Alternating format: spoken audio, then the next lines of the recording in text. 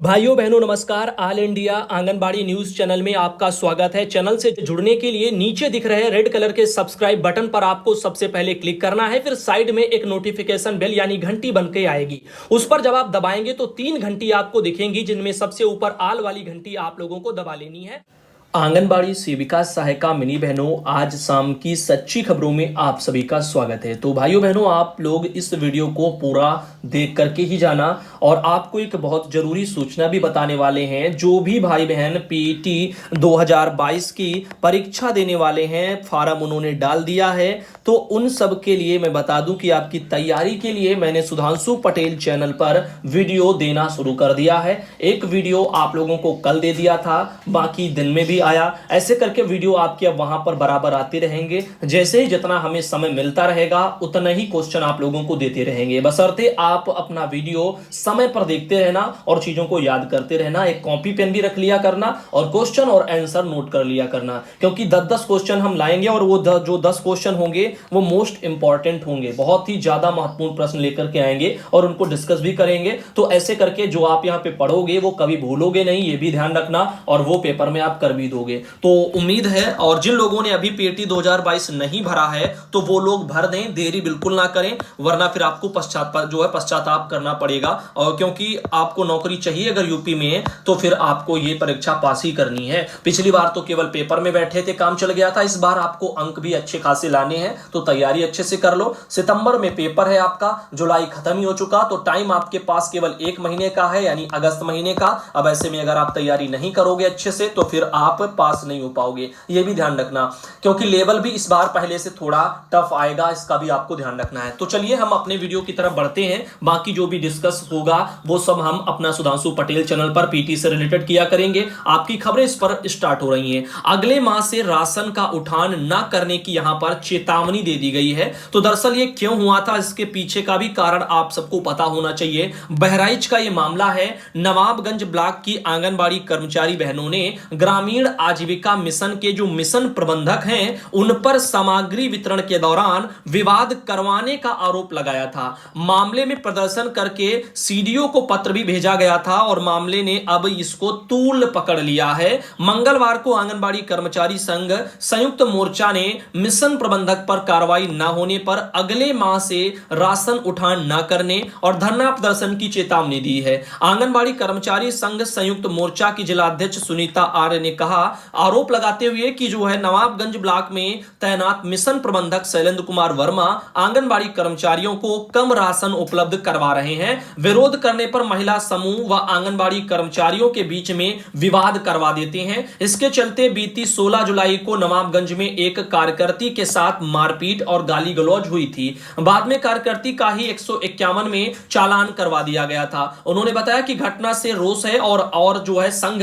किसी भी सूरत में ऐसी घटना बर्दाश्त नहीं करेगा। उन्होंने कहा कि सीडीओ की शिकायती पत्र देकर मिशन प्रबंधन के खिलाफ कार्रवाई की मांग की गई है। अगर मांग नहीं मानी गई तो अगले महीने से जिले भर की आंगनबाड़ी कार्यकर्ती समूह से राशन का उठान नहीं करेंगी। धरना प्रदर्शन भी इसके लिए किया जाएगा। तो यह है बहराइच जिले का मैटर। मिशन प्रबंधन को लेकर के यहां पर चल रहे विवाद ने अब तूल पकड़ा है, क्योंकि अगर यह हो रहा है तो बहुत ही गलत है और इसका तो विरोध होना ही चाहिए। तो यहां पर इस बारे में विभाग सोचे, जल्द से जल्द जांच कराए और जहां कहीं भी कमियां हैं उसको तुरंत का तुरंत ठीक करे। जिसके स्तर से भी लापरवाही या कमी है या फिर गलत हो रहा है तो उनको तुरंत जो है यहां पर कड़ी से कड़ी सजा दी जाए। इधर बात करते हैं यहां पर अगली एक जानकारी की। तो कार्यालय रिटर्निंग जो ऑफिसर हैं भोगनीपुर, जो कि पड़ता है कानपुर देहात में, तो वहां पर उन्होंने 20 जुलाई को ये एक लेटर उन्होंने जारी किया है और मतदाताओं के आधार नंबर एकत्र वहां पर किए जाने हैं, इस संबंध में है। तो समस्त बीएलओ जो सुपरवाइजर हैं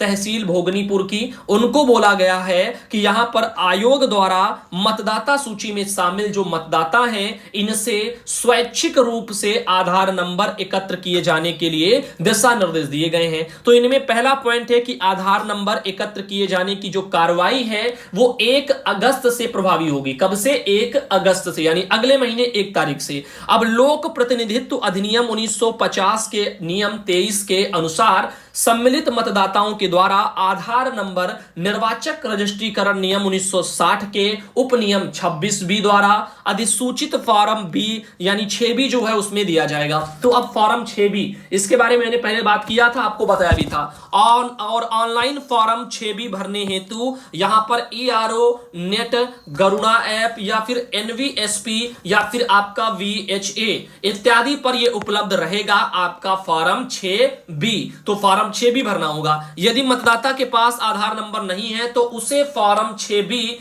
इसमें उल्लिखित 11 प्रकार के दस्तावेजों में से किसी भी एक प्रकार की प्रति यानी फोटोकॉपी जो है उपलब्ध वो करवाएगा।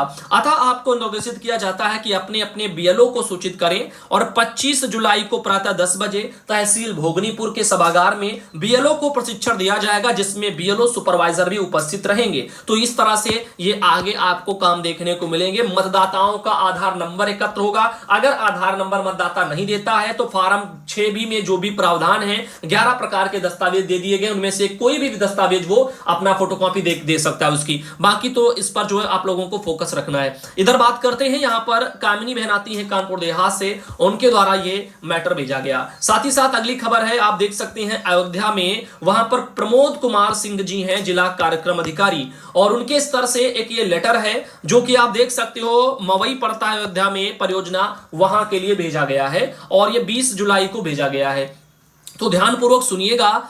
आप सब अवगत हैं कि भारत सरकार के द्वारा सृजित पोषण ट्रैकर पर आधार वेरिफिकेशन, ऊंचाई, लंबाई, वजन, इन सबका अंकन जो है, पोषाहार वितरण व ऐसे ही अन्य सूचनाएं फीड की जाती हैं। इसमें आधारभूत संरचनाओं से संबंधित सूचना माह में एक बार फीड की जानी है तथा कुछ अन्य सूचनाएं प्रतिदिन भी फीड की जानी है। ध्यान देने योग्य है कि भविष्य में पोषण ट्रैकर पर फीड लाभार्थी के सापेक्ष ही भविष्य में पोषाहार का आवंटन किए जाने की व्यवस्था लागू किए जाने के संबंध में विभागीय वीडियो कॉन्फ्रेंसिंग में जानकारी दी गई और इससे आप सभी भी अवगत होंगे। समीक्षा में पाया गया है कि आपकी परियोजना में दिनांक 20 जुलाई तक ऊंचाई, लंबाई, वजन यहां पर प्रगति 44.28% है और इसमें से भी प्रगति की आवश्यकता है। इसे शीघ्र 100% पूर्ण कराना सुनिश्चित करें एवं आधार वेरिफिकेशन में 25.38% ही प्रगति हुई है। तो फीडिंग ही वहां पर 44% है। अभी आप वेरिफिकेशन तो भूल जाइए, वेरिफिकेशन तो यहां पर 25% ही है।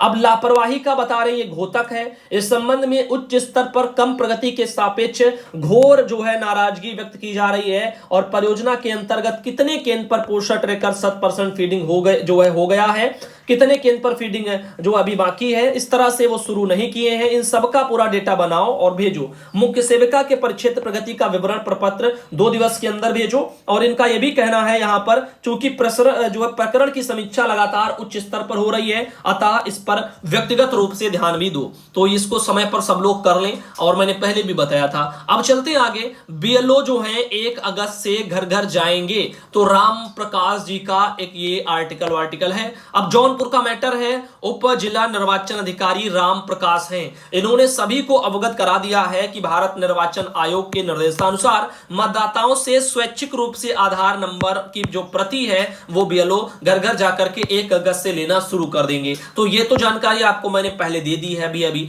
लोगों से लिया जाएगा आधार नंबर की छाया प्रति। 100% लक्ष्य पाने के लिए लोगों में बांटी गई है जिम्मेदारी, तो सबको अपनी अपनी जिम्मेदारी दे दी गई है। तो अब सभी मतदाताओं से फोटोकॉपी ली जाएगी। तो आप सब एक एक फोटोकॉपी करवा लीजिए, अपने घर में रख लीजिएगा, जब भी कोई आएगा आराम से दे देंगे, तो उसमें कोई दिक्कत नहीं है। मुन्नी बहन आती है शाहजहांपुर से और वहां से उन्होंने एक फोटो भेजी थी। ऐसे कुछ और भी बहनें हैं, जैसे कि आती है सुनीता आजमगढ़ से, वहां से उनके द्वारा फोटो भेजी गई। ऐसे ही एक आती है राजरानी जो कि मथुरा से, उन्होंने भी एक फोटो भेजी है। और ये है सुधा जो कि सिद्धार्थनगर से, और इनके अलावा ये आती है सरोज सिंह गाजियाबाद से, और लास्ट में की बहन है अनीता यादव जो कि रामपुर से आती हैं। तो आज का जो वीडियो है उसको हम और ज्यादा लंबा नहीं खींचेंगे और इसको तो यहीं तक रखेंगे, लेकिन जाते जाते फिर आपको बता दें सुधांशु पटेल चैनल, उससे जरूर जुड़ जाइए। आज मैंने आपको तीनों वीडियो में बताया है, सुबह, दोपहर, शाम। अगर आज किसी ने भी कोई भी वीडियो देखा होगा तब भी पता चल गया होगा कि पीएटी की एग्जाम की तैयारी के लिए वीडियो आप लोगों को देने स्टार्ट कर दिए हैं, ताकि आप थोड़ा बहुत तो कम से कम अच्छा कर पाए।